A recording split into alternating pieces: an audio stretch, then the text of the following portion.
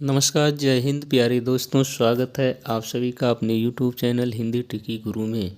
दोस्तों, आज के इस वीडियो सेशन में हम हिंदी साहित्य का इतिहास के अंतर्गत गजानन माधव मुक्तिबोध के जीवन परिचय एवं किनकी कृतियों पर प्रकाश डालेंगे, जो कि UP TGT, PGT, DSSB, UGC net JRF, UP assistant professor, RPSC, MP सहायक आचार्य तथा इत्यादि शिक्षक भर्ती परीक्षाओं में पूछे जाते हैं। तो आइए देखते हैं। तो गजानन माधव मुक्तिबोध का जन्म 13 नवंबर 1917 ईस्वी को और इनकी मृत्यु कब होती है? इनकी मृत्यु 1964 ईस्वी दिल्ली में हुआ।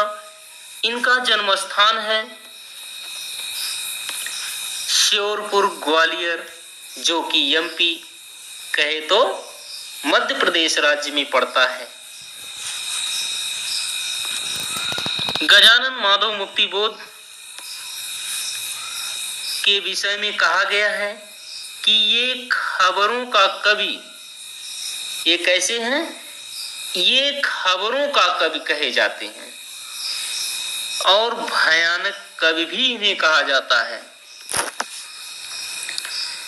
इनके कुछ काव्य संग्रह हैं, जो इनके 2 काव्य संग्रह हैं। कितने हैं? 2 काव्य संग्रह हैं। पहला काव्य संग्रह का नाम है चांद का मुंह टेढ़ा 1964 ईस्वी। दूसरा है भूरी भूरी खाक धूल 1980 ईस्वी। अब देखिए इनकी कविताएं कौन कौन सी हैं, ये देखिए।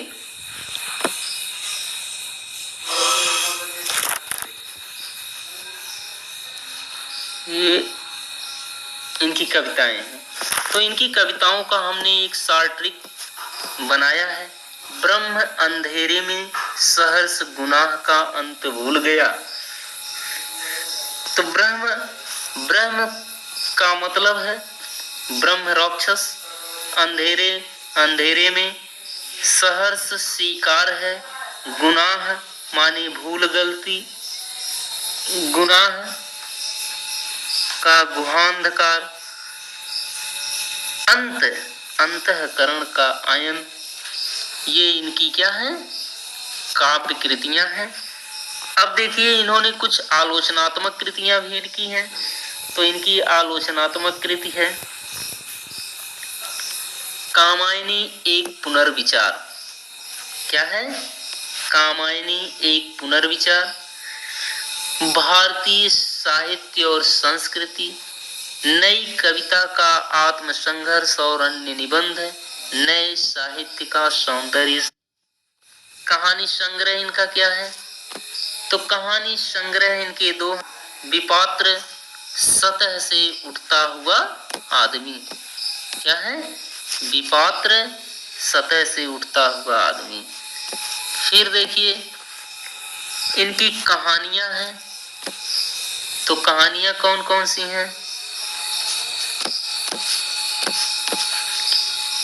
नई जिंदगी, काट का सपना, जलना, पंछी और दीमक। ये इनकी क्या है? कहानियां हैं।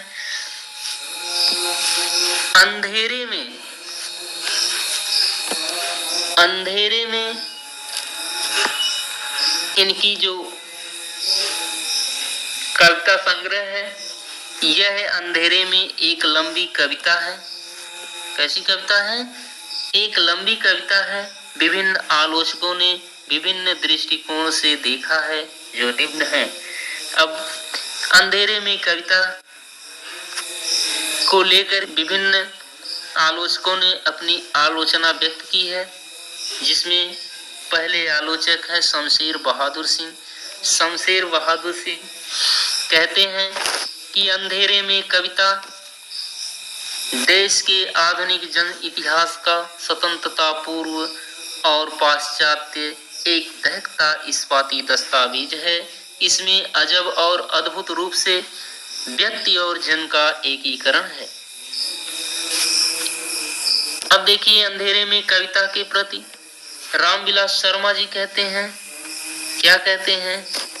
रामविलास शर्मा कहते हैं कि अपराध भावना, कैसी भावना? अपराध भावना का अनुसंधान है। अपराध भावना का अनुसंधान है। अनुसंधान का मतलब खोज। अनुसंधान का अर्थ क्या होगा? खोज से है। आरक्षित जीवन की कविता है।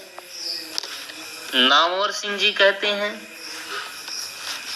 इसके संबंध में नामवर सिंह कहते हैं, क्या कहते हैं?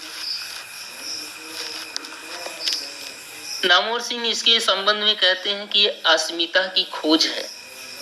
अंधेरे में कविता क्या है? अस्मिता की खोज है। इंद्रनाथ कहते हैं कि आत्म संशोधन का अनुसंधान है। अंधेरे में कविता क्या है? आत्म संशोधन का अनुसंधान है। अनुसंधान माने अभी हमने बताया खोज है। फिर देखिए, निर्मला जैन कहती हैं कि अंधेरे में कविता अंतःस्थल का विप्लव है। अंतःस्थल का क्या है? विप्लव है। और अंधेरे में कविता को प्रभाकर माचवे लावा कहते हैं। ठीक है। अब नेक्स्ट आलोचक हैं राम स्वरूप चतुर्वेदी। अब देखिए, राम स्वरूप चतुर्वेदी क्या कहते हैं अंधेरे में कविता के विषय में? तो राम स्वरूप चतुर्वेदी कहते हैं, अंधेरे में लंबे खंडों की समस्या है। समाज की उत्थान पतन आंदोलन के बीच अपनी रचना के प्रेरक तत्वों का अभिज्ञान रचना कैसे बाहर से अंदर आती है। फिर अगले कवि हैं, इसके संबंध में बताया गया है कि अंधेरे में कविता का प्रकाशन कल्पना पत्रिका में 1964 ईस्वी में प्रकाशित हुआ, जो हैदराबाद से प्रकाशित होती थी। और यह किस नाम से प्रकाशित होती थी? शंका के द्वीप। किस नाम से? आशंका के द्वीप नाम से यह कल्पना पत्रिका में प्रकाशित होती थी। फिर देखिए, अगले आलोचक हैं राम स्वरूप चतुर्वेदी जी। तो राम स्वरूप चतुर्वेदी क्या कहते हैं? राम स्वरूप चतुर्वेदी कहते हैं कि मुक्ति बोध का पहला काव्य संकलन चांद का मुंह टेढ़ा है। यह एक बड़े कलाकार की स्केच बुक लगता है। मुक्ति बोध के संबंध में यह कहा गया है कि इनके कविताओं में प्रयोगवाद और प्रगतिवाद का रासायनिक मिश्रण है। वे एक ही साथ प्रयोगवादी भी हैं और प्रगतिवादी भी। प्रयोगवाद का प्रखर भौतिक व्यक्तिवाद और मानसिक प्रत्याघात का चित्रण उन्हें पसंद न था। प्रगतिवादी ढर्रे पर मार्क्सवादी सिद्धांतों की अव्यक्ति संकीर्णता मानते थे। मुक्तिबोध के संबंध में कहा गया है कि मुक्तिबोध अपने काव्य में फैंटेसी कहे तो फैंटेसी का अर्थ हुआ मतलब था जादुई कला से।